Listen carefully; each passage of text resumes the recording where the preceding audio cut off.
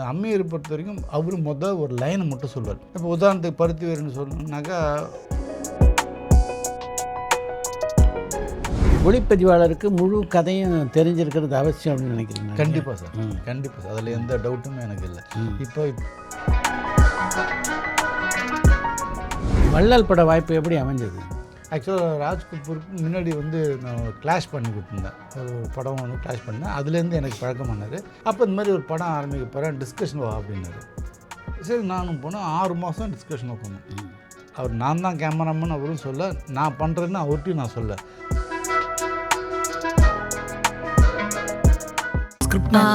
சொல்லியாச்சு இதெல்லாம் சொல்லியாச்சு.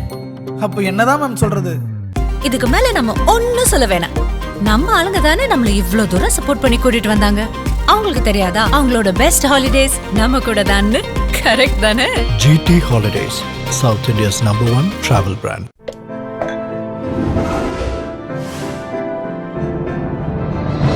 Chai with Chitra.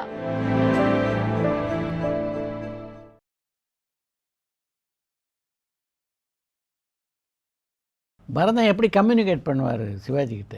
மலையாளங்களும் தமிழ் தான் சார். அப்படியா? ஆமாம், மலையாளங்களும் தமிழ் தான் பேசுகிறேன். அவருக்கு ஓரளவுக்கு கொஞ்சம் புரியும் பொழுது சிவாஜி சார் மலையாளம் புரியும். மீதி கமல் சார் உள்ளன்ட்டு போய் அவர் சொல்லுவார், இது அந்த மாதிரி சொல்லிட்டோன்னா அவர் கொஞ்சம் சரி பார்த்துக்கோ, ஏதாச்சும் ஜாஸ்தியாக இருந்தால் சொல்லு அப்படின்னு அங்கே உட்காந்துக்கடா அப்படின்ட்டு அவர் பரதன் சார் போய் உட்காந்து பார்த்து ரொம்ப பெரிய அனுபவம் சார் இதெல்லாம். உங்களுக்கு எப்போ ஒளிப்பதிவில் நாட்டம் பிறந்தது? இல்லை, அந்த 1 இயருக்கு அப்புறம் இவங்க கொடுக்க ஆரம்பித்த உடனே அந்த நோட்ஸ் படிக்க இவ்வளோ விஷயங்கள் இருக்கா, இதுதான் ஃபோட்டோகிராஃபி, இதுதான் ஸ்டில் ஃபோட்டோகிராஃபி அப்படின்னு சொல்லிட்டு அது ஒன்றா கற்றுக்க ஆரம்பித்தது. ஸோ கற்றுக்க அதுவும் இல்லாமல் ஆட் ஃபிலிம் சார் பேரலாக பண்ணிக்கிட்டு இருப்பார். ஸோ அப்போ ஸோ நிறையா பண்ணிக்கிட்டு இருப்போம். நம்ம ஃபிலிம் ஷூட்டிங் இல்லைன்னா ஒன்றா ஆட் பண்ணுவோம். ஸோ அதனால் நமக்கு என்னென்னாக்கா டக்குன்னு ஒரு எக்ஸ்பீரியன்ஸ். அவர் யோசிக்கவே மாட்டேன், டக்குன்னு கூப்பிட்டு அந்த ஆடை நீ ஷூட் பண்ணுவார். அது எத்தனை பேருக்கு கிடைக்கும்லாம் தெரியுது எனக்கு. நான் ஃபஸ்ட்டு ஜேஎஸில் ஒரு ஆடு கொடுக்குறாரு. நான் வரேன், பார்த்துட்டு நானும் ஜெயந்திரா சார் டிஸ்கஸ் பண்ணிவிட்டு நம்ம ஏவிஎம்மில் தான் செட்டு. ஏவிஎம்மில் செட்டு வந்தோடனே நான் பார்த்துட்டு 9 ஜென்ரேட்டருக்கு லைட் சொல்கிறேன். சாரோட ப்ரொடக்ஷன், ஜேஎஸ் ப்ரொடக்ஷன், 9 ஜென்ரேட்டருக்கு லைட் சொல்கிறேன், இந்த லைட்டு வேணும் எனக்கு அப்படின்னு சொல்லிட்டேன். ஸோ மேனேஜர் பத்ரின்னு ஒரு ப்ரொடக்ஷன் மேனேஜர், அவர் நேராக சார்ட்டு சார் மாதிரி நான் எல்லாம் கரெக்டாக போதா அப்படின்னு சார் கேட்டார். போதும் சார், நான் லைட் லிஸ்ட்லாம் கொடுத்துட்றேன் அப்படின்னு கொடுத்துட்டா சார். 9 ஜென்ரேட்டருக்கு கொடுத்துருக்காரு. டமான்னு ஒரு கோவம் வந்தது. அது ஏன் என்கிட்ட சொல்கிறேன்? கேட்டால் கொடு, என்ன நினச்சிக்கிட்டு இருக்க நீ? என்கிட்ட எதுக்கு பேசுகிறேன்? பிச்சுரும் பிச்சு போ, அவன் என்ன கேட்டான்னு கொடு அப்படின்னு. அது எத்தனை பேருக்கு வரும் அமையுன்றதெல்லாம் பெரிய விஷயம் சார். எதுவுமே ஒரு வார்த்தை கேட்கல. நான் ஆட் பண்ணுறேன், எதுக்கு அவ்வளோ பெரிய ஜென்ரேட், ஓன் ப்ரொடக்ஷன் வேறு, அதெல்லாம் எதுவுமே யோசிக்கல. 9 ஜென்ரேட்னு 9 ஜென்ரேட் கொடுத்துட்டாரு. ஸோ அவர் இன்றைக்கும் சொன்ன அவர் தான் நிலைமை தான் தன்னுடைய அசிஸ்டண்ட் வச்சு பார்க்குறாரு. யாரும் எதுவாக இருந்தாலும் என்ன கேட்டாலும் கொடுக்கணும், அது என்கிட்ட வரவே கூடாது அப்படின்னு சொல்லுது. ஸோ அந்த மாதிரி ஒரு ஆடு கொடுத்து பண்ணுவேன். ஸோ இப்படி நமக்கு அது கொஞ்சம் கொஞ்சமாக அது தப்புனாலும் உடனே அடித்து சொல்லி கொடுத்துருவார், என்ன தப்பு பண்ணுறோன்னு சொல்லுவார். ஸோ எங்கே நல்லா இருக்குன்னு அதையும் பாராட்டுருவார். ஸோ அந்த மாதிரி ஒரு பெரிய ஒரு விஷயமாக ஒன்று நடந்தது. ஸோ அங்கேருந்து கொஞ்சம் கொஞ்சமாக நிறைய விஷயங்கள் கற்றுக்க ஆரம்பித்து அப்படியே மொதல் படம் பண்ணி முடிச்சுட்டு எனக்கு எங்கே ஃபுல்லாக மாறினேன்னாக்கா, நான் தமிழ் படம் முடிச்சுட்டுக்கப்புறம் தமிழ்லே இல்லை. நான் மலையாள படம் ஒன்லி அவார்ட் ஃபிலிம்ஸ் மட்டும்தான் போனேன். இங்கே ஃபியூச்சர் ஃபிலிம்ஸ்க்கு எதுவுமே இல்லை, ஒன்லி அவார்ட் ஃபிலிம்ஸ். ஸோ அங்கே போன்னு இப்போ சந்தோஷ் சிவன் இருக்கார்ல, அவருடைய அப்பா கிட்ட தான் பெரும்பாலான அவருடைய படங்களுக்கு நீங்கள் தான் ஒளிப்பதிவாளர். சங்கீத் சிவனோட அவங்க அப்பாவுக்கும் நான் தான் பண்ணேன். சந்தோஷோட அவங்க அப்பா சிவன் சார் இருக்கார், அவருக்கு தான் ஃபஸ்ட்டு ஒரு 35 ஒரு ஃபிலிம் பண்ணேன், மடக்கி யாத்திரான்னு ஒரு கதை. பட் அவரோட அந்த கன்சீவ் அந்த சீனை கன்சீவ் பண்ணி அவர் சொல்கிறது அவ்வளோ பியூட்டிஃபுல்லாக இருந்துச்சு. அவ்வளோ ஒரு யதார்த்தமாக நம்ம தமிழ்லேருந்து ஒரு மலையாளம் அது இன்னும் ரொம்ப எத்தையாக இருக்கும்ல. அது வந்தோடனே அப்போ நம்ம சீட் பண்ணி ஒரு ஷார்ட் வச்சோன்னாக்கா ஒத்துக்க மாட்டார். ஒரு 2-3 நாள் அவர் கூட எனக்கு கொஞ்சம் கஷ்டமாக இருந்துச்சு, சீட் பண்ணக்கூடாது அப்படின்னு. நான் இல்லை சார் அப்படின்னா, இல்லை நான் சங்கீத் என்ன கேட்டார், நான் எப்படி போயிட்டுருக்கேன் அப்படின்னா, சங்கீத் இது மாதிரி அப்பா கொஞ்சம் சீட்லாம் பண்ண மாட்டேன்றாரு, அவர் கொஞ்சம் 2-3 நாளாக கொஞ்சம் டஃப்பாக ஓடிக்கிட்டு இருக்கு அப்படின்னு. நல்லா நீ எக்ஸ்பிளைன் பண்ண அதெல்லாம் ஒன்றும் இல்லை, பட் பொலைட்டாக தான் சொல்கிறேன். அப்புறம் 3 நாள் இல்லை சார் 1 மினிட்டு நான் அது வைக்கிறேன், வச்சுட்டு பாருங்கள், பிடிக்கலன்னா மாற்றிடலாம் அப்படின்னு சொன்ன உடனே சரி வை பார்க்கலாம் அப்படின்னா அப்புறம் வச்சு பார்த்தோன்னா அவருக்கு எந்த டிஃப்ரென்ஸும் தெரியல. சரி ஓகே அப்படின்னு. ஸோ அதுக்கப்புறம் என்கிட்ட ரொம்ப க்ளோஸாக பழக ஆரம்பித்தார். ஈவன் சந்தோஷ் சிவன் வந்து அவருடைய படத்துக்கு சந்தோஷ் சிவன் தான் பொதுவாக கேமரா பண்ணுவாங்க. அப்போ சந்தோஷ் சிவன் வந்து அடுத்த படம் ஒன்று வந்து பண்ணலான்னும் போது நான் என்னதுக்குள்ளே எனக்கு ஃபோன் பண்ணி கூப்பிட்டார், ராம்ஜி வந்துருன்ட்டார். நாங்கள் போயிட்டோம். சந்தோஷ் சிவன் வந்து கேட்டாப்புல இந்த மாதிரி நான் வரேன் அப்படின்னு. நீ எதுக்கு வர? இந்த மணியத்தின கூட இருக்கல, அங்கே போ, எனக்கு ஒரு கேமரா மட்டும் நான் பண்ணிக்கிறேன் அப்படின்ட்டு அப்படி ஒரு கொடுத்தது. அதுக்கப்புறம் அவர் வந்து என்ன நம்ம எக்ஸ்பெரிமெண்ட் பண்ணாலும் அதுக்கு அவர் அக்செப்ட் பண்ணார். அது புதுசாக வந்து நல்லா இருந்ததுன்னா டெஃபினட்டாக எக்ஸ்பீரியன்ஸு ஒரு பயங்கர எக்ஸ்பீரியன்ஸ் இருக்குது. ஸோ அதெல்லாம் நமக்கு வந்து பெரிய லேர்னிங் ப்ராசஸிங்காக இருந்துச்சு. இப்படிலாம் ட்ரை பண்ணாக்க அதெல்லாம் வருது அப்படின்ற விஷயங்கள்லாம் வந்து அந்த படத்துக்கு எனக்கு ஒரு பெரிய பேர் கிடச்சிது. அது சந்தோஷம்னே சொல்லி இது மாதிரி ரொம்ப நல்லா இருக்குது, ரம்ஜி ரொம்ப நல்லா இருக்குது, ஸ்பீச் சார் ஃபேமிலி இல்லாத ஒரு ஸ்டைலாக ஒன்று இருக்குது, நல்லா இருக்குது அப்படின்னு சொன்னது. ஸோ அது எனக்கு ஒரு பெருசாக இல்லை. பொதுவாக அந்த கமர்ஷியல் படங்களுக்கும் கலைப்படங்களுக்கும் ஒளிப்பதிவு பண்ணுறதுல வித்தியாசம் இருக்கிறத உணர்றீங்களா நீங்கள்? கண்டிப்பாக சார், அப்படியா? கண்டிப்பாக சார், கண்டிப்பாக அது இருக்குது. எந்த விதத்தில்? லைட்டிங்லையும் சரி, நம்ம ஃப்ரேமிங்லேயும் சரி, அது டெஃபினட்டாக ஒன்று இருக்குது சார். நம்மளுக்கு வந்து நம்ம இப்போ க்ரேனு அதெல்லாம் நம்ம பண்ண முடியாதுங்க, ஸ்டாட்டிக்காக தான் இருக்கணும். ட்ராலி அதிகபட்சமாக ட்ராலி இருக்கணும். அதுவும் வந்து அந்த ஃபாஸ்ட்டில் இருக்குது, அது ஒரு பயங்கர ஸ்லோ ஸ்பீடாக நம்ம போகணும். அது ஃப்ரேமிங் பேலன்ஸ் அது எல்லாமே காம்போசிஷன் எல்லாமே மாற்றணும். அது எல்லாமே கொஞ்சம் ஆர்ட்டியாக தான் இருக்கும். அது லைட்டிங் மேக்ஸிமம் வந்து நேச்சுரலாக தான், லைட் ரொம்ப அவாய்ட் பண்ணுறது மேக்ஸிமம் அவாய்ட் பண்ணி தான் அந்த இதெல்லாமே அது பண்ணுது. ஸோ அது டிஃப்ரெண்ட்டாக இருக்குது சார். அதுக்கும் ஆர்ட் ஃபிலிமுக்கும் ஒரு கமர்ஷியல் படத்துக்கும் டெஃபினட்டாக இருக்குது. வள்ளல் பட வாய்ப்பு எப்படி அமைஞ்சது? ஆக்சுவலாக ராஜ் கபூருக்கு முன்னாடி வந்து நான் ஒரு கிளாஷ் பண்ணி கொடுத்துருந்தேன், ஒரு படம் வந்து கிளாஷ் பண்ணேன். அதுலேருந்து எனக்கு பழக்கமானார். அப்போ இந்த மாதிரி ஒரு படம் ஆரம்பிக்க போகிறேன், டிஸ்கஷன் வா அப்படின்னாரு. சரி நானும் போனேன். 6 மாதம் டிஸ்கஷன் உட்காந்தோம். அவர் நான் தான் கேமராமேன் அவரும் சொல்ல, நான் பண்ணுறேன்னு அவர்கிட்டையும் நான் சொல்ல, ஃப்ரெண்ட்லியாக டிஸ்கஷன் மட்டும் உட்காந்தேன். டிஸ்கஷன் முடிச்சுட்டு நான் அதுக்கப்புறம் ஓகே கபூர் நான் வர்றேன் அப்படின்னு சொல்லிட்டு நான் விட்டுட்டேன். அதுக்கப்புறம் ஒரு 10-15 நாள் கழிச்சு ஃபோன் பண்ணி, ஏன்பா நீ தான் உள்ள 6 மாதம் உட்காந்துட்டியே? ஆமாம் நீங்கள் கூப்பிட்டீங்க, டிஸ்கஷன் உட்காந்தேன், பேசாமல் நீயே இதை பண்ணிவிட அப்படின்னாரு. நான் அப்போ சில கண்டிஷன்லாம் போட்டேன். இந்த மாதிரி டைலாக்லாம் வைக்கக்கூடாது, இந்த எதுக்கு 3 டைலாகு டைமிங் டைலாக்லாம் சார், அது அவருடைய ஸ்டைல் சார், அதை மாற்றணுன்னு நான் பார்த்தேன். அவர் வந்து சரிப்பா நீ வாப்பா அதெல்லாம் ஒன்று, எனக்கு நான் டிஸ்கஷனில் பெரிய சண்டை போடுவேன். எல்லாம் ஒரு அப்போ அந்த காந்தி சார்லாம் இருந்தாங்க, டிஸ்கஷனுக்கு ஒரு டீம் வச்சுருப்பார், எல்லாம் பெரிய ஆளுங்களா. அப்போ நான் தான் படம் பண்ணுறேன்.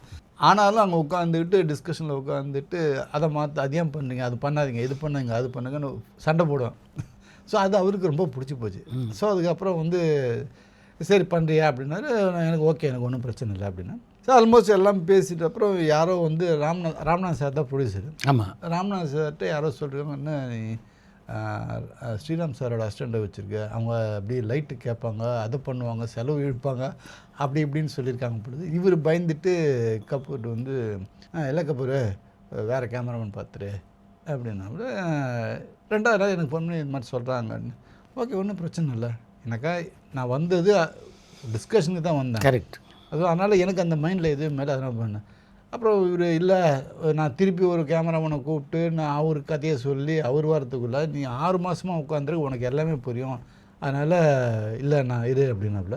அப்புறம் சத்யராஜ் சார்கிட்ட போய் பேசி இந்த மாதிரி சார் இந்த மாதிரி சொல்கிறாரு அப்படின்னு.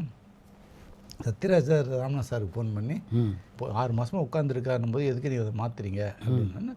நாளைக்கு பூஜை, இன்றைக்கி சாயங்காலம் எனக்கு ஃபோன் பண்ணுறாரு, பா நாளைக்கு பூஜைப்பா வந்துடுறியா அப்படின்னு கேட்டார். நான் இல்லைங்க, நான் பண்ணுறேன்னா இல்லைன்னு தெரில, நாங்கள் வந்தால் நல்லா இருக்காது, நான் வரல. யாருக்கு? ராஜ் கபூர் சொல்கிறீங்க? ராஜ் கபூர் நான் வரல சார், வரல கபூர் அப்படின்னா சரி பாப்பா இருப்போம், ஒன்றும் பிரச்சனை இல்லை பண்ணணும். அப்புறம் காலம்புரை நைட்டாக உட்காந்து பேசி காலம்புரை பேப்பரில் ஆடு வந்துச்சு. அந்த ஆடில் என் பேர் இருந்தோன்னே எனக்கு காலம்புரை 6 மணிக்கு ஃபோன் பண்ணி பாப்பா நீ தான்ப்பா அப்படின்னப்போ அப்புறம் நான் போய் பண்ணேன். ஷூட்டிங் போது 2வது நாள் 3வது நாள் போனவுடனே கவுண்டமணி சார் பார்த்துட்டு, கவுண்டமணி சாருக்கு விஷயம் போச்சு, கபூர் சொல்லியிருக்காரு இந்த மாதிரி வேணான்ட்டு லாஸ்ட் மினிட்ல தான் சார் கன்ஃபார்ம் அப்படின்னு. அவர் நேரம் அங்கேருந்து ராமநாதனுக்கு ஃபோன் அடிக்காது, யோ நீ நல்லா இருக்கணும்லாம் விட மாட்டியா நீ, அந்த பையனுக்கு ஸ்பீடு அவ்வளோ ஸ்பீடாக பண்ணிகிட்டு இருக்காப்புல, உன் டைரக்டர் தான் ஏன் ஸ்லோவாக இருக்காரு, இந்த கேமராமேனை வேணாம் நீ சொல்லிட்டு இருந்தியா அப்படின்னு சொல்லி அவர் கிண்டல் வச்சு வாயா முதல்ல கிளம்பினா அவர் கிண்டல் வச்சோன்னா அடுத்த 2வது நாள் பொள்ளாச்சி வந்துட்டு நான் அட்வான்ஸே வாங்கலை, எதுவுமே வாங்காமல் நான் நேராக ஃப்ரெண்ட்லியாக போயிட்டேன்.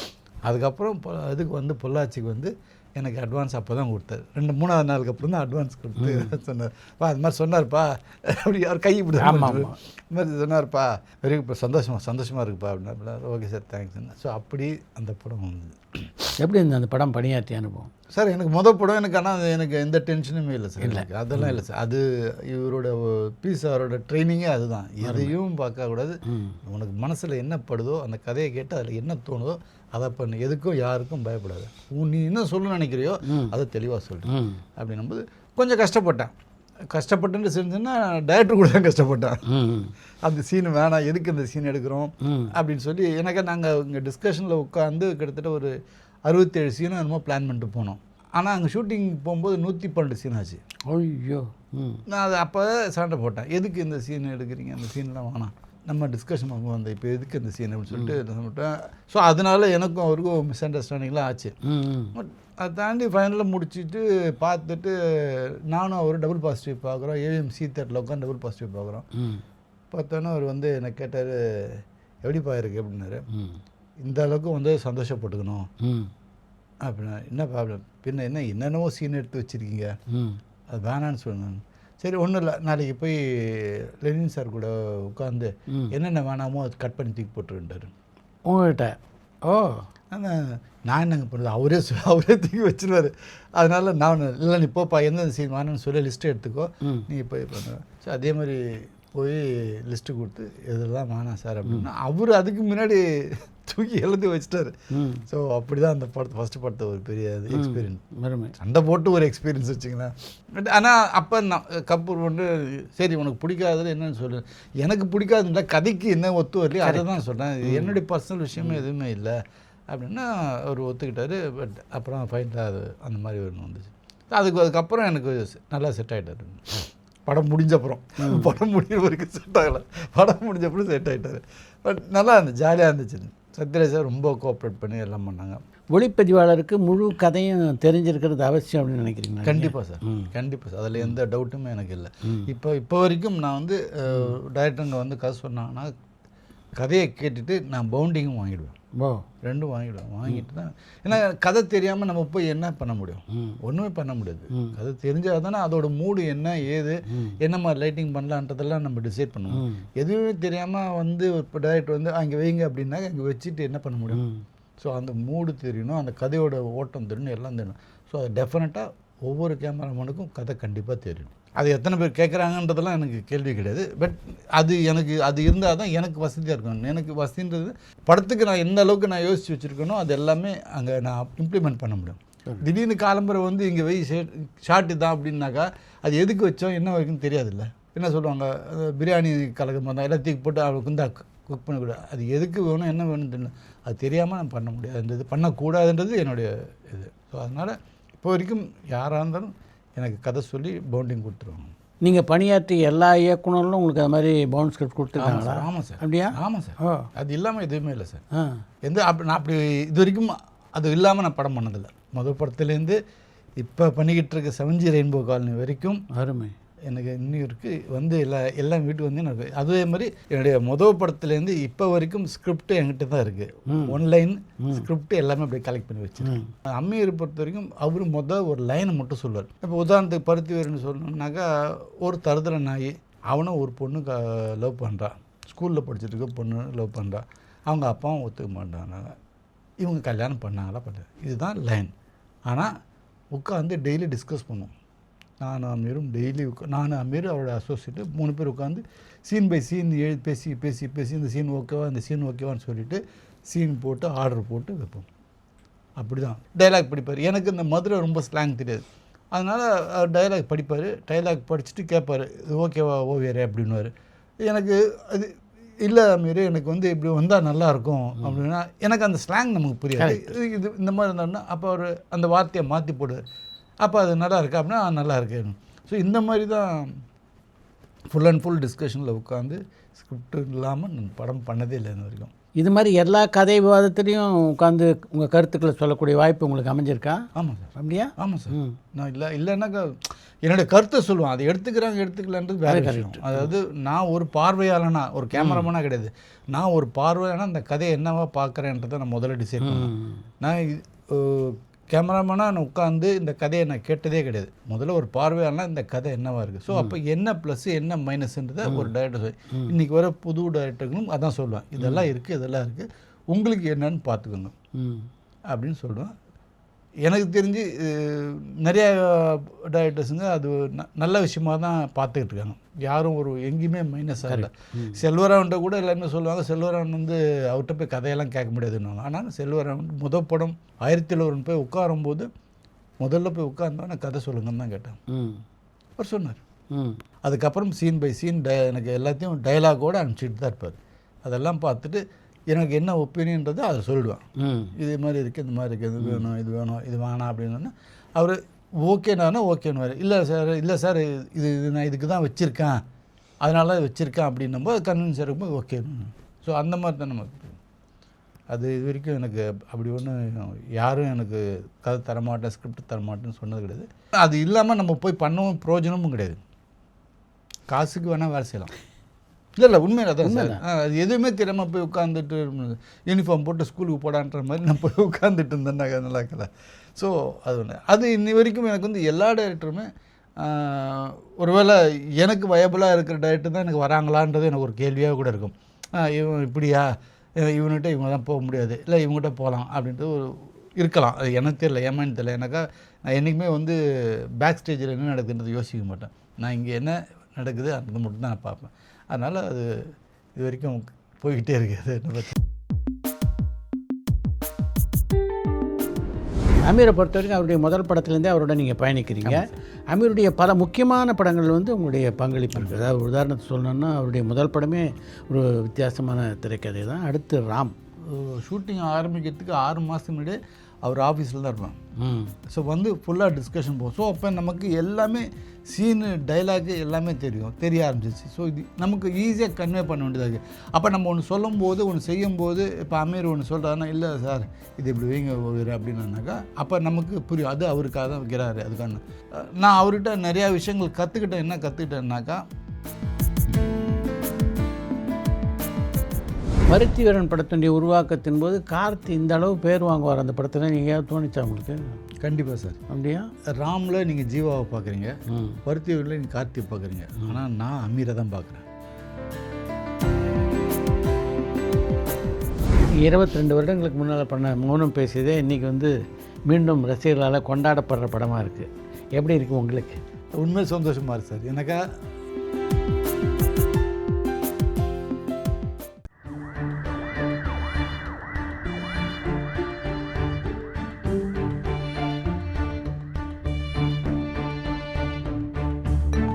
பரபரப்பான சினிமா செய்திகள், நட்சத்திரங்களின் பேட்டிகள், சினிமா வரலாறு ஆகியவற்றை பார்க்கவும் படிக்கவும் உங்களுக்கான இணையதளம் touringtalkies.co.